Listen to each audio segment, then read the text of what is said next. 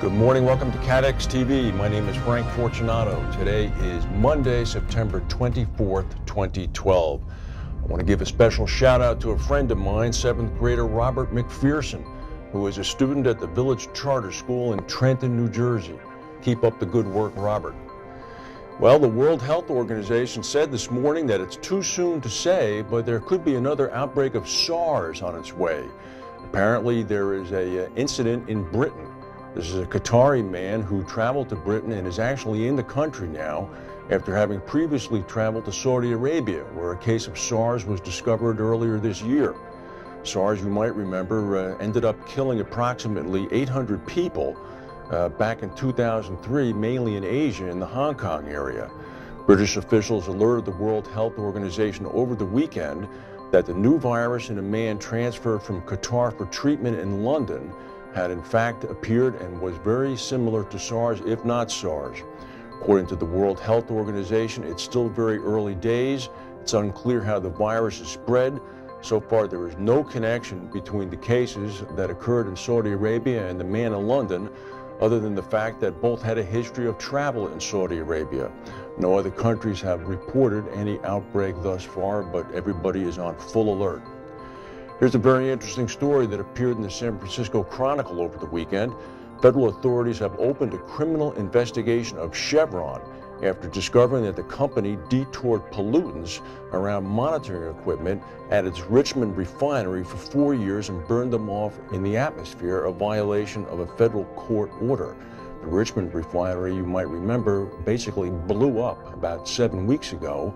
It's located outside of San Francisco, released a cloud of noxious gas that sent about 20,000 people to the hospital. Air quality officials are saying that Chevron fashioned a pipe inside its refinery that routed hydrocarbon gases around monitoring equipment, allowing the gases to be burned off without officials knowing about it. According to the Bay Area Air Quality Management District Executive Director, they were routing gas through that pipe to the flare that the government was not monitoring. Federal criminal investigations are trying to determine now who at Chevron was aware of the bypass pipe and whether the company used it intentionally to deceive air pollutant regulators. My goodness, what else could they be using it for? Well, last night at the Foxconn plant, which employs about 82,000 people in China's Shanxi province, there was a huge riot involving 2,000 workers. It was a giant brawl ending up with 40 people being taken to the hospital for medical attention and a, quote, number of people arrested. Foxconn is a major supplier to many of the world's electronic giants. It's best known as a maker of Apple products, including the iPhone 5. The company said that production at its facility in Taiwan City there would be halted temporarily and would resume, in fact, tomorrow. Photos posted on China's Weibo microblogging site showed scores of police on the scene, broken windows in a building, and overturned vehicles.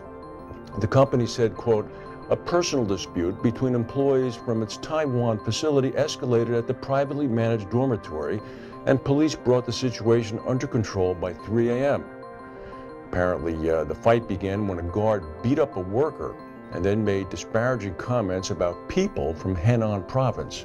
Of course, the facility is mainly staffed by people coming from the provinces desperate for work. More turmoil in the workers' paradise.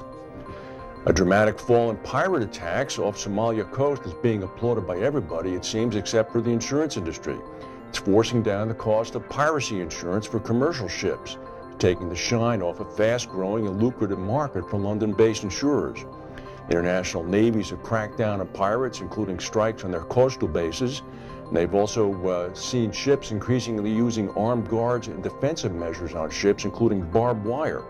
It's reduced the number of incidents involving Somalia pirate gangs just down to 69 for the first half of 2012 compared to 163 last year. According to an intelligence analyst, the chance of a pirate being able to carry out a successful hijacking now is very slim, which is probably deterring many would-be pirates from going to sea. The drop in Somali pirate activity is weighing on the market for so-called marine kidnap and ransom insurance, which has grown from just about nothing several years ago to being worth a little bit more than $250 million a year now in annual premium. Brokers and insurers at Lloyd's say a key factor in the downturn of premium prices is the spread of onboard armed security, which has allowed ship owners to negotiate discounts of up to 50% on their premiums in recognition of the reduced risk of being hijacked. Fallout from last year's devastating Thai floods continue. A ratings downgrade by Standard & Poor's to Thailand-based Diapa Insurance Public Company went from BBB plus down to BBB. S&P said that the downgrade could continue again in the future. Apparently, DIPA is not yet certain regarding the extent of flood-related losses. Translation, the business interruption bill still hasn't come in yet. This is a year later now. Tropical storm Jelawat, which formed on the east seas of the Philippines over the weekend, has now been upgraded to a typhoon. This is the 17th storm of the season in Asia.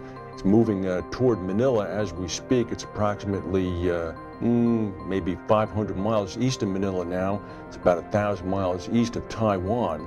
It's expected to hit Taiwan by Friday or Saturday. And over the summer in July, there was that tragic shooting at the the Batman movie in Denver. The theater owner, Cinemark, is now being sued in federal court on behalf of 3 of the victims. 2 separate lawsuits allege that Texas-based Cinemark, the country's 3rd largest theater chain, negligently failed to provide adequate security to prevent the shooting by the suspect James Holmes at the Century Aurora 16, in which 12 people were killed. And among the allegations in the suit, they say the theater failed to provide security personnel for the midnight screening of The Dark Knight Rises. They failed to provide exterior doors to the theater that had alarms, or a security system that would have alerted the staff that someone had surreptitiously left the theater, or that the door in the back of the theater was being kept open. The suit also said that there was no system in place for the theater staff to monitor parking areas and external doors behind the theater. Again, there's going to be a spate of lawsuits here. The question is going to have to be determined in court whether or not it's reasonable for a movie theater to have Brink's Fortress-like security precautions in place, simply for a place of entertainment. It's unfortunate what the world is coming to. The American presidential elections are 6 weeks from tomorrow. Early voting has begun in 4 states this weekend, so the voting is in progress. That's the news for today. If we have any breaking news, we'll come back and tell you. Thank you for watching.